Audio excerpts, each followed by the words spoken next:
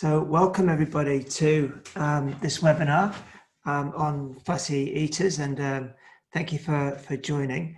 I'll do some housekeeping before we move on. So first of all, my name is Eugene McGarrell. I'm the CEO of Healthy Australia. Healthy Australia, we work predominantly as a charity in the early learning services, particularly to protect children, promote the health of children, and to help promote their potential, lifelong potential. So that's who we are. This is the third webinar in a series of webinars that we're hosting. Previously, we had Norman Hunter, he's a footballer, Norman Swan, come and talk to us about COVID and the impact in the early learning sector. And we've also had a webinar on child protection previously. So before I go any further, I would like to acknowledge the traditional owners of the land that we're on today. Particularly, I'm on the land of the Gadigal people of the Eora Nation, and I pay my respects to elders past, present and emerging. I would also like to pay my respect to any Aboriginal or Torres Strait Islander on the call today. I also want to say that there will be opportunities to ask questions, and just below your screen, you'll see there's a Q&A icon, and there's also a chat icon. So I'll be paying particular attention to the Q&A icon and looking at questions that are being asked as we go forward. So if you could put your questions there, that would be great. I'll also try and scan through the chats, but there's a lot of conversation going on there already. So hello from Picton, Melbourne, Brisbane, great. It's fantastic. And look, we've already got 337 people on the call, so I'll do my very best to make sure I ask the pertinent questions. So I would like to now introduce to you Marie-France. I'll just say a little bit about Marie before we move forward. So Marie-France is a dietitian, nutrition counsellor, and home economist. Originally from France, she is the founder and CEO of Fussy Eater Solutions and offers a range of online and in-home programs to support fussy eaters and their families. She has researched fussy eating for over 15 years. As a continuous learner, she remains on top of new advances in the field. In her work, she uses her counselling skills as much as her nutrition skills to help families regain or gain the joy of eating. She has been featured on a number of podcasts, including on the ABC and SBS, and she writes regularly for Kidipedia. So you can find out more about Marie-France via Instagram and Facebook, and through her website at www.fussyeater.com.au. I'll put that on the chat so that you've got access to that email there. So that's on there. Hang on a sec. Oh no, I can't actually do that. I'll do that later. Okay, so welcome, Marie-France. Thank you for coming to this session. I've had, since we promoted this event, I've had so many questions from so many people about this particular issue. And I know that for me personally, being a father of two children, grown-up children now, that there were challenges that we had in fussy eating. And I know that parents all around the world and carers, educators, etc., have this challenge. So thank you for coming on today and for answering some of our questions. So I wanted to start, first of all, by asking you to tell us a little bit about yourself and help us understand who you are and why you think you do what you do, or what is it that's made you do what you do today? It's a good question. Hello, everyone. So I obviously come from France. I have the accent that I'm not going to lose anytime soon. And I came to Australia probably about 21 years ago when I was a new mum. My husband's actually an Aussie, so we have some of our family here in Australia, and that's how I came to this country. So my passion for fussy eating really starts then. Before that, I'd studied actually nutrition in my social science degree, and I hated it when I was a younger person. I really didn't like it. But when I became a mom, like many mothers, I find a new interest in life. It was triggered by the people I met along the journey. The first fussy eaters that I met were my nephews here in Australia, and I had never seen anything like this. These were kids were petrified, and I really say petrified when faced with a plate of peas. And then I could see my sister-in-law really struggling, really anxious, and I could see the kids really anxious. And then we had friends who struggled as well with their daughter, and we would have these conversations every time we met about how they were struggling, and it went on for years and years and years. So that's how really I got started. To me, being able to eat with joy, being able to listen to your body and eat as much as you need, and not to be too stuck with food in any way, shape or form, is really important. I'm really concerned about eating disorders as well overall. And I see that in Australia, there's quite a bit of disordered eating. So these are my passions. When I work with the family, I'm really looking to help them to get to the other side of fussy eating. Yeah, I love that when you talk about the joy of eating, and I know that's a particular skill in France. Well, every time I go there anyway, there seems to be a real joy of eating. And so look, I wonder if you could tell us a little bit about your business and how it operates, and how people can get support for, you know, their fussy eater. Yeah, so first of all, I do have a website, and I do have a blog.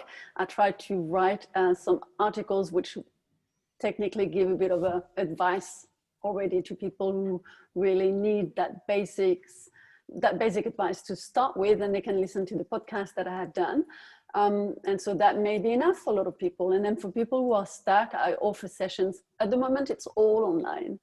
But because I have been doing that for some time, I have developed a range of tools that I use with my online clients. So I support families and kids through sessions. After COVID, I probably will go back to homes that are close to me. But at the moment, I have clients all over the country online, and that's how we work. We work by video. We meet online once a week.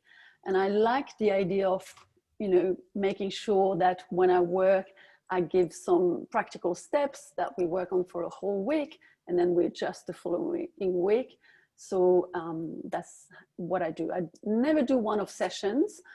I'm just not interested. People who come to me to work with me usually are ready, and they're ready to do a few sessions to get their kid and the family back on track so that they can overcome fussy eating.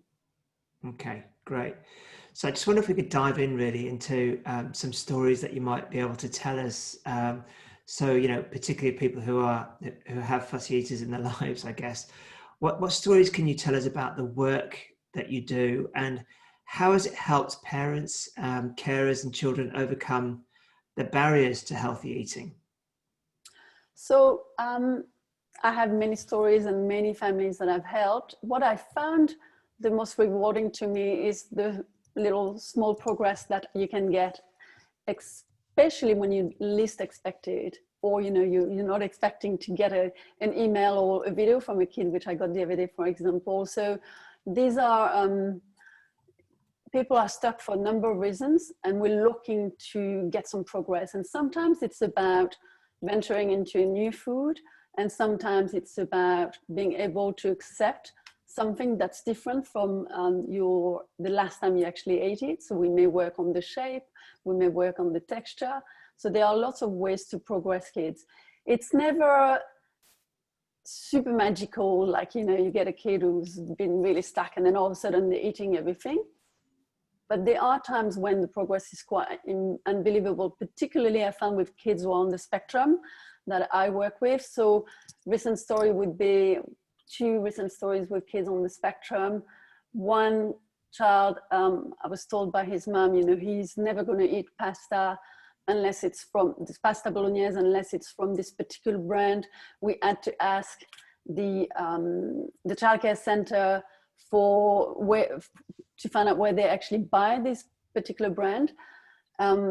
and that's all he will eat. And by the time I've worked with him, not only was he eating his own pasta bolognese, but he was eating quite a wide range of food. It was just mind-blowing.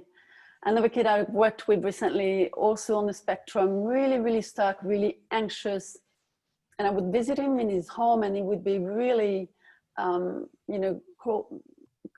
curling on the sofa, really stuck, taking time to come out of his shell. And recently he sent me a video of him having eaten a pizza with mushrooms, and I almost fell off my chair. I was so thrilled. I mean, I was, obviously we all with COVID, we stuck at home. I get this video out of the blue, and it was just so gorgeous. And then he says, "Oh, I swallowed these mushrooms, or they're a bit yucky, but it was all right." And it was all unprompted. So the kids that I worked with, what I'm looking for is to empower them so that they are unprompted. They are going to tackle a new food. They're going to go for it by themselves. And to me, the work that I do is about freeing them to the level where they will be taking that, that they will be making that move, I guess, is the best way to say it. Yeah, thank you. So when you look back at your work over the last 15 years, what has inspired you the most? Oh, I would say it's somehow the gratification that I get to work with families who are really stuck, and the possibility that I bring to them to change the course of their feeding journey, so that when they raise a child who will turn into a teenager, then hopefully by then we've worked enough that the problems are eliminated, because there's nothing more debilitating for a teenager not to be able to go out and have lunch with their friends. And there's nothing more debilitating, I think, for an adult to be stuck and be a fussy eater. The research certainly tells us that fussy eating adults were also fussy eating children, but there's not much help for them. So it's super debilitating. And to me, that the most important thing is to make sure that we can deal with this before it gets really entrenched. Yeah. I mean, I just remember being very frustrated with my young kids and feeling quite anxious, really, that they weren't eating. And there's a choice there between, do you let them starve, or do you say, okay, well, you can have the chips or whatever it is they will eat, instead of the, wonderful meal I've prepared, right? But, so it's challenging space, I think, for a lot of people. What has frustrated you most about the field that you work in, and how have you overcome those challenges yourself? It's a hard question, right? It is a hard question, because I can't really say that I have found things frustrating for me, but and there are many people who work in the profession, and they come from different trainings. So they may be speech language pathologists, they may be OTs, occupational therapists, they may be psychologists. So everyone's got a different take. But what to me would be the most important is to work together and to work with families. So you cannot take a child, and that really comes from the US in the beginning, where the idea emerged that you would take the child, take them to a clinic, a feeding clinic, and then you would sort them out and bring them back in the family. So that never works. You try to fix them, right? Okay. So there was a lot of intervention that was like a behavioral intervention to start with, but it doesn't work. And so that would be the thing that I would be really complaining about if I were to complain about something. Yeah. Okay, we're getting quite a few questions. I am going to come to the Q&A, and I am going to ask questions from the audience. So keep them coming, and I'm keeping an eye on those questions. So thanks, guys. So this is $1 million question here. What advice would you give to all parents struggling with their own fussy eater? What's maybe the one main thing you'd say to them? Yeah, so I would say there are probably several categories of fussy eaters. And so there would be your regular picky eater, fussy eater. Around the age of 18 months, the child who was eating everything and all of a sudden really starts to refuse foods, really starts to become a bit choosy.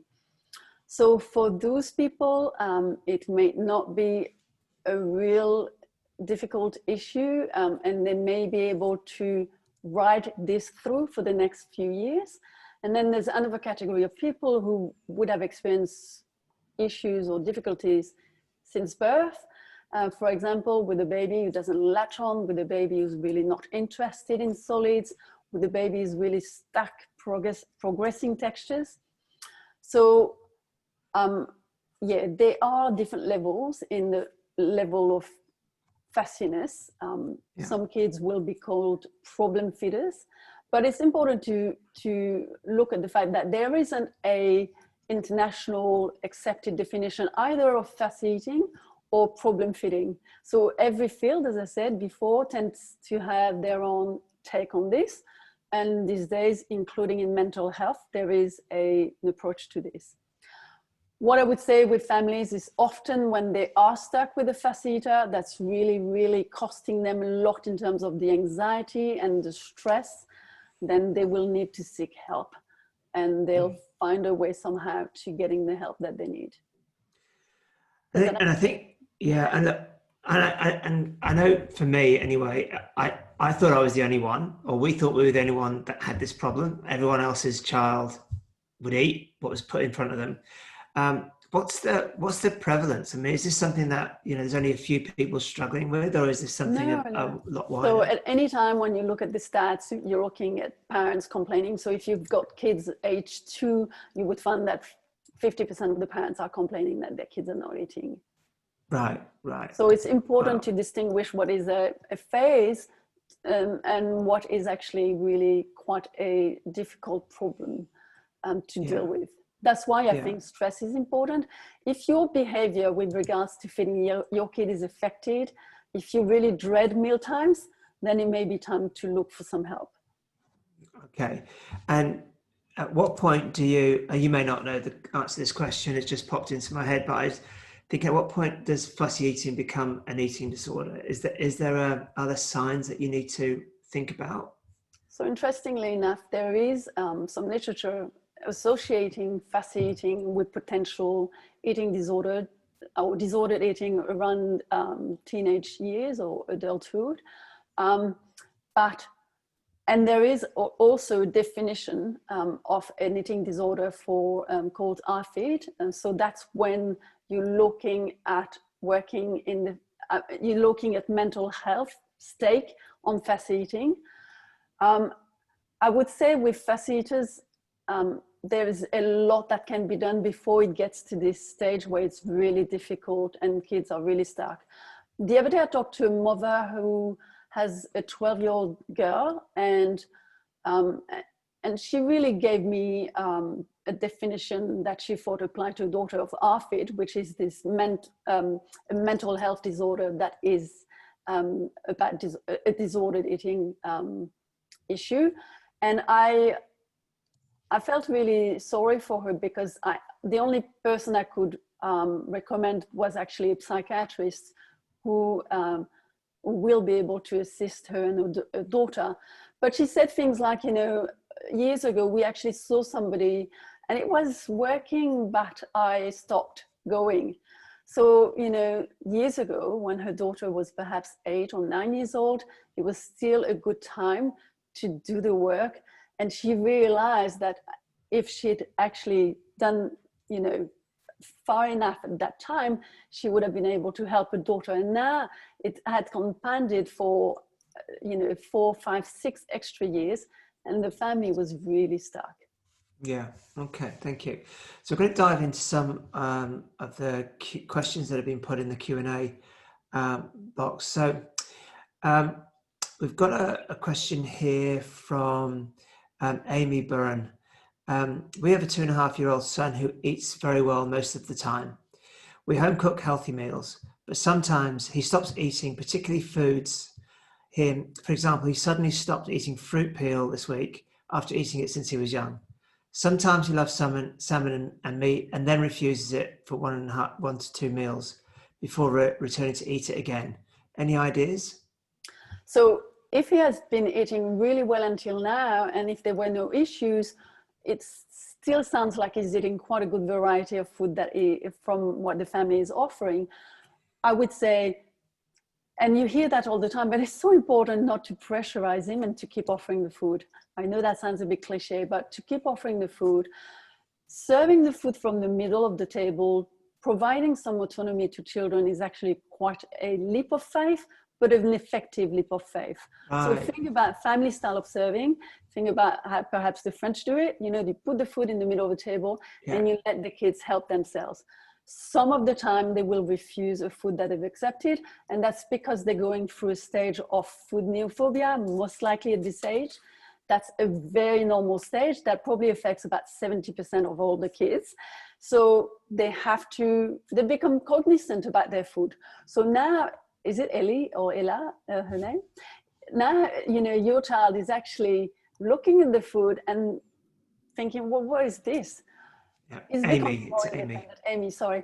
Yeah. He's becoming more independent. He's running around. He's exploring, and he's really looking at the food and having a less passive take. So, I love that tip. Yeah. So to give you a bit of background, because it's so interesting, there are so many disciplines that look at this, but one thing we understand is we as human beings, we are born liking sweetness, right? It's easy. Breast milk is sweet, and formula, which mimics breast milk, is also sweet. So it is thought that in nature, and a few hundred years ago, we would have been able to recognize a food that was packed with calories because it was sweet. And so children, toddlers, starting to run around and starting to explore that environment would then come across a plant that was a bit bitter.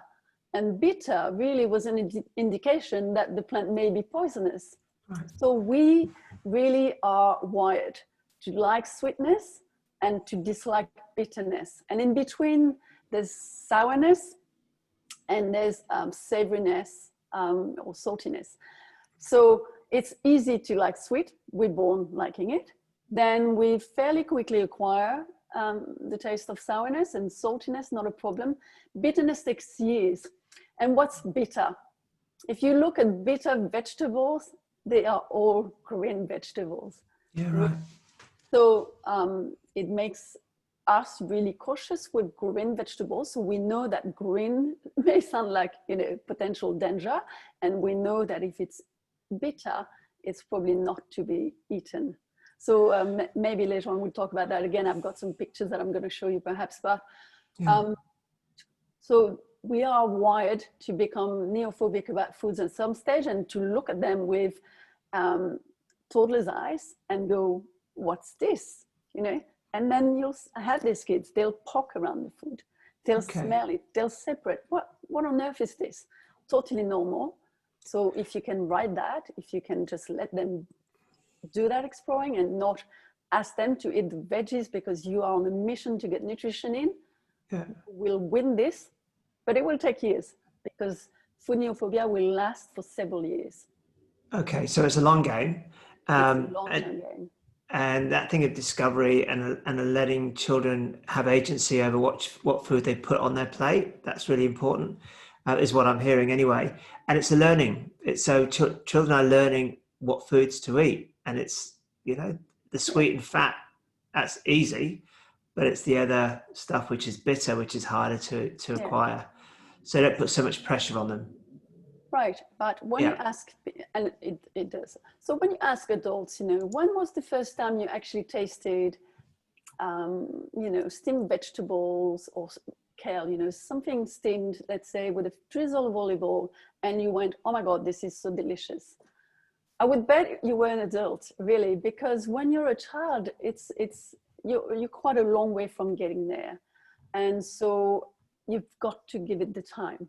And because we're very, you know, we live in a world that's really saying what nutrition is good for us, we tend to forget all the basics that are important to get this good nutrition happening in the kids. So you need to give it time. I've got another great question here. So thank you for that, Amy. the next question is anonymous, but it's a 3-year-old child at my kinder is a fussy eater and very overweight. She obviously is not eating healthy food at home, or maybe too much. How do I start a conversation with the parents about her weight? So it's interesting, the association between certain foods and being overweight. I would like to challenge that. In fact, we, and I know it's difficult in the environment where we only talk about being healthy and healthy food and healthy choices, but we are actually wired to be able to automatically adjust our eating to the calories that we need. So this child, you find maybe overeating for whatever reason, but even that, you'd have to challenge what weight is their weight, and work out whether they are actually overeating. But all children are born with the capacity to manage their food intake. And so that's the beautiful calculator that we all have inside of us. We don't need to take one calculator and work out how many calories we eat, and kids don't need to do that.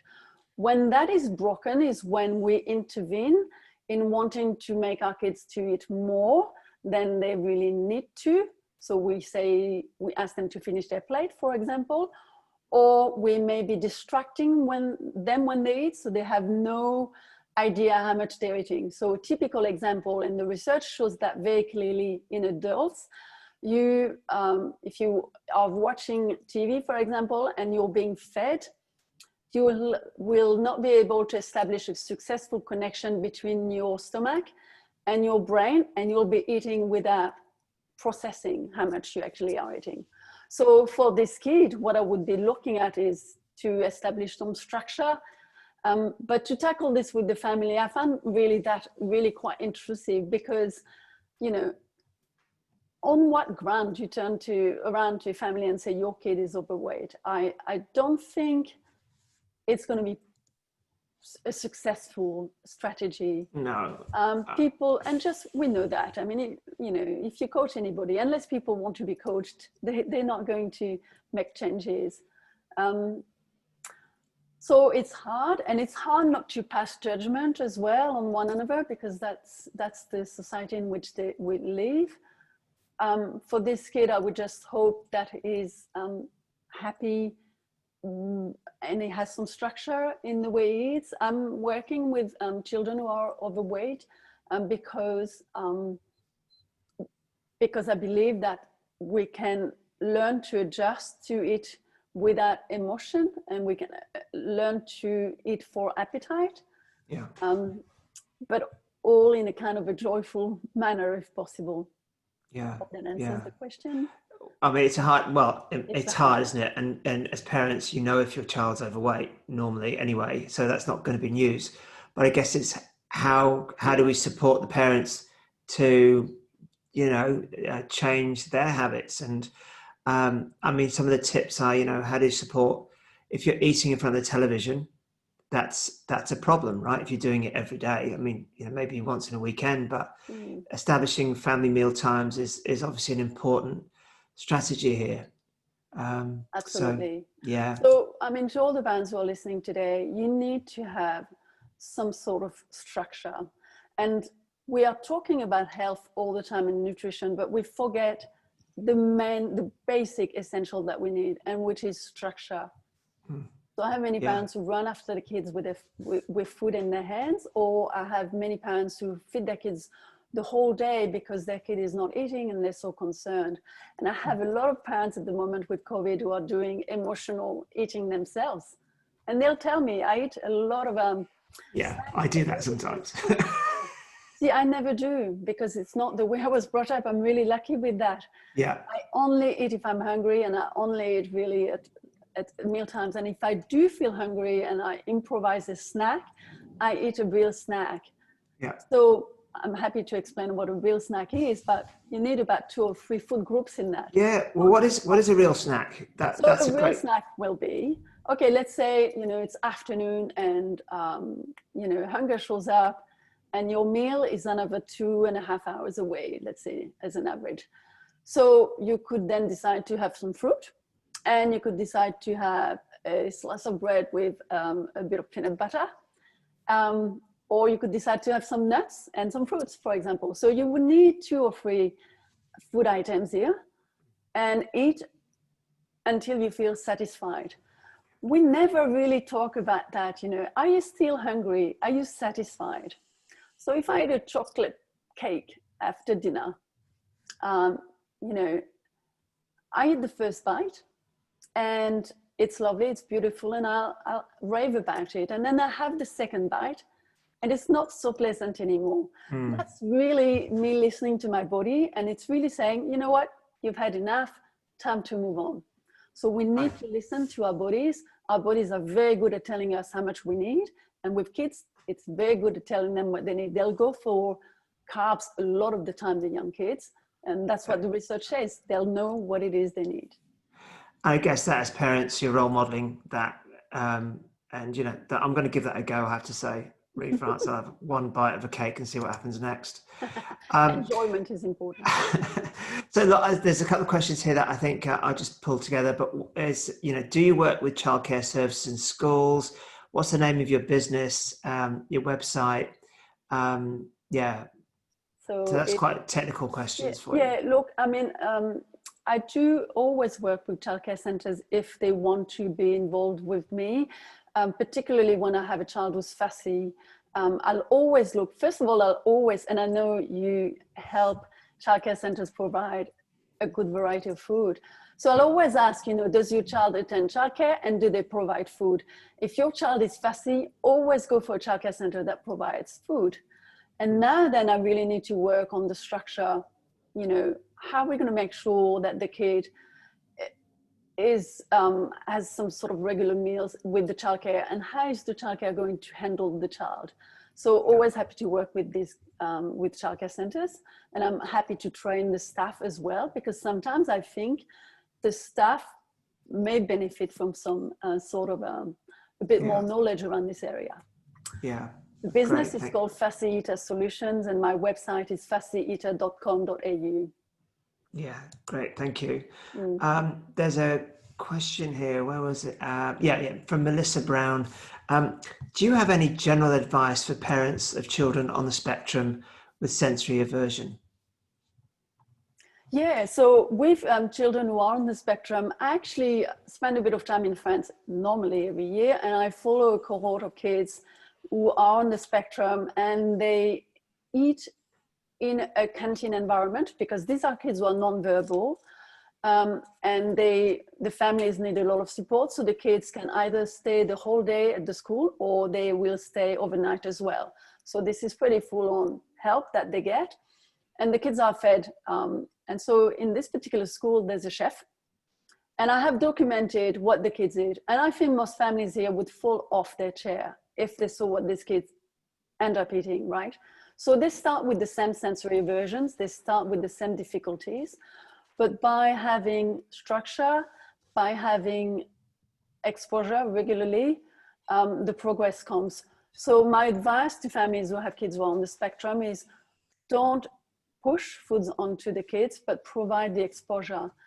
Simple things to do, like, and I know that's not going to sound cliche, but cooking with kids who are on the spectrum with time is going to help a great deal. The other thing that I found really helps with kids on the spectrum is to help them understand what a particular food is and how it is transformed. So sometimes it may be that we're going to work on food chaining. So this particular mom can look into what it means. But let's say the kid is stuck on chicken nuggets. So now we're going to look at ways to move to perhaps a family-made chicken nuggets. Now we're going to start to remove some of the crumbs next time. And so then eventually we move perhaps to a different shape. So we're looking at ways to progress the food with the children and really enhance their conceptualization of a food. Why is the potato, the child is stuck with fries from the supermarket. Can we reproduce those fries at home? Can we slowly change the shape so that the kid can understand that the potato can be eaten if it's a different shape? Can we teach them that the potato actually comes in different, can be transformed into a number of dishes, but it's the same potato. So we need practice to do that, and cooking with the kids, as much as I think it sounds almost too easy, is a really good way to do it. Yeah, yeah, great, thank you. There's a question here from Carrie Fell. I have a 4-year-old girl at home turning 5 in January, extremely fussy that she would rather starve than try something new. Will happily have the same dinner every day. Would be mashed potatoes. She will gag and spit it back starting since a baby and continuing to now. Texture is definitely a big issue. Obviously, I feel it's an issue now, but what age does it become difficult to break the cycle?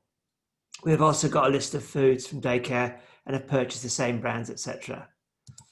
So this is typically the type of family that I work with, because what I'm hearing here is that not only is this family stuck, this child is stuck on quite a number of things: the texture, the limited range of food. So for these kids, really, there's a concern with nutritional deficiencies in the long term. They are rare, but they happen. And then you need to be able to do something now to break the cycle now, rather than turn around in 2, 3, 4, 5 years and still be stuck, because the 4 extra years really will compound the difficulties. So now you're not dealing with a young child, you're dealing with a almost, perhaps almost a teenager who's really, really stuck, and it's so debilitating.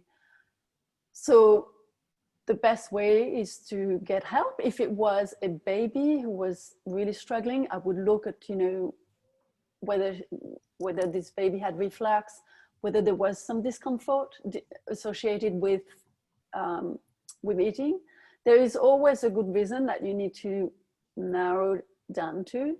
And kids, it's not parents who make fussy eaters being fussy. There is always something that happens. There's always a good reason. And these parents, they carry so much guilt and so much, it's so, when I ask parents, they'll tell me, they feel terribly guilty and often ashamed. So you don't want to get to that. You need to get some help. The sooner the better. Yeah, and that's great advice. And I know that's how I felt, particularly that, you think it's your fault, what you're doing and what you're providing. Certainly how I felt. Look, a question here from Samantha Townsend. We have a 23-month-old that will not eat dinner. He will eat breakfast, fruit, smoothies, wheat bix, pancakes. Will eat morning tea type items, muffins, fruit, lunch, sandwich. But when it comes to dinner, he vocalizes a hard no to eating his meal. We've tried multiple styles of food. However, this has not helped. The one meal that he will eat is a chicken parma. For a while, we were just giving him an alternative like peanut butter, wheat bix, fruit. However, we are getting to the stage of just saying, this is it. There is nothing else. The question from Samantha is, should we continue with this approach? So, yes and no. First of all, it sounds to me like, you've gone down the road of self-limitation here. And so now you're starting to provide something else so that he will eat something, at least anything. So that's really self-limiting in itself. And I can understand how you've got there, because the pressure has been really, really hard on you. But by the same token, now you're trying you're trying the opposite approach. Now you're saying, well, this is it, and there'll be nothing else. So you don't want to do that. You want to have 2 courses maybe at dinner. So, and I think that's the one thing that the French do actually really well. I grew up going to the canteen. Let me tell you what happens. You're going to have your starters often in the canteen, and you're going to have your main dish. So in a family here in Australia, you could have your main dish and you could have a side dish. So count that as your main offer. Then what would happen in the French canteen, you would have bread on the table, a cob of bread cut into slices. Dietitians in France to this day, when we plan menu for canteens, will say bread as much as the kids want or as much as the adults will want. So it will bring bread back to the table as much as the kids want. So you need to think about what foods really are established with your kids so that you find a way to have this food on the table. Sometimes it's bread, sometimes it's rice. So you need to alternate. Carbs often are the foods that are going to be accepted. So these need to be somehow present at dinner. And then you need to offer a second course. So I've talked about the main with the side and often the protein, the meat, fish, egg, legumes, lentils, and then your salad perhaps on the side, or your cooked vegetables, and then some bread possibly on the table, and then the second course, yogurt or cheese and crackers and fruit or dessert. So we don't want him to go to bed feeling like he's failed. We don't want you to go to bed feeling like, you don't want him to send him to bed feeling like he's, you know, it's just not working and you're frustrated and everybody's upset. And then in an hour, he's wanting something and you get a banana out because that's all he will eat. So we don't want to have behaviors that reinforce the problem, but we don't want to be entering a war with the kids, because that's always going to backfire. Okay, that's great. So you've got a variety, and you've got options, you've got choices there as well. And I guess for me, you know, when I was growing up, you had a plate of food and you had to finish it. You know, we had ways of hiding our peas underneath the I think with this knife. It was the same probably in France, but I never had this in my culture.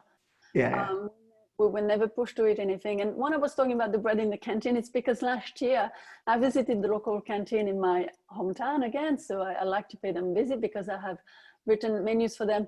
So, and I was reminiscing my friends later on how we used to eat bread as kids. So we would be served something. There would be 8 kids around the table.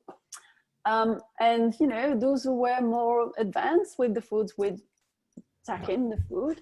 And us, I guess, the others, as we learned, we would eat the bread properly. I ate a lot of bread, I'm sure, as I was growing up, but I had the exposure to the food, and eventually you get to the variety.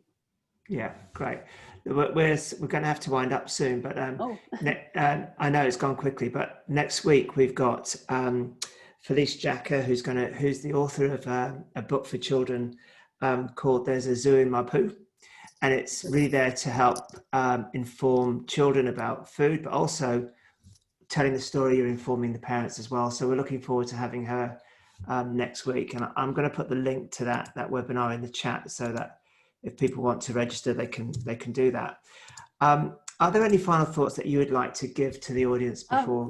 I saw somebody had asked about how to get kids to eat more vegetables. So I wanted to show you a slide or two. If my screen with you. Because I thought it'd be an interesting thing to talk about. And then also what I've said, I put the link earlier, but I do have this workshop starting on Monday for 6 weeks, every Monday at 1 o'clock. And it's a workshop for a group of parents. And we'll be tackling fussy eating week after week. So I have put a special offer for the people who are in this group. And if they use the link in the chat, and I'll put it again later, they will be able to access the workshop with a $100 rebate by using the code fussy. So, okay. Yeah. So if I can share my screen now with you, I'm going to show you this food. So share screen.